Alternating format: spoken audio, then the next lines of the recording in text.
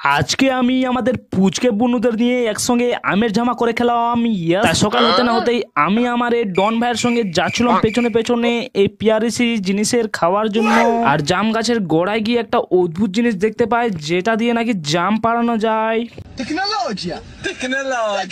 আর তারপর হঠাৎ আমার হাতে একটা আম এসে পড়ে, আর আমি যেটাকে গামুত গুমুত গামুত গুমুত করতে করতে খেতে থাকি। আরে দেখো, এই মালটাকে খেতে যেইনি ওই জন্য খেপে পালাচ্ছে। আর তারপরে দিকে জাম পাড়া দেখছিলাম, আর হঠাৎ একটা গাছ থেকে অনেকগুলো আম পড়ছিল জলের মতো ধপ ধপ ধপ ধপ করে। আর যখনই গাছের উপরের দিকে তাকায় তখনই দেখতে পাই একটা বড় সড়ো বানর উপরে উঠে আছে। আরে দেখো, যে বানরটা আমাদের আমগুলো পাড়িয়েছিল সেই টোটাল আম। আর এদিকে জাম পাড়া কমপ্লিট হয়ে গেলে আমরা চলে আসি জাম জামা খাবো বলে একসঙ্গে বানাতে। আর জাম পাড়ার সময় তোমরা তো দেখেছিলে একটা লোক ছিল না, কিন্তু এখন জাম খাওয়ার সময় বর্তমান প্রচুর লোকজন জমা হয়ে গেছে। তো আমরা আরো ছেঁচড়া ছেঁচড়ি জাম খাই। তোমরা আমাদের চ্যানেলটিকে সাবস্ক্রাইব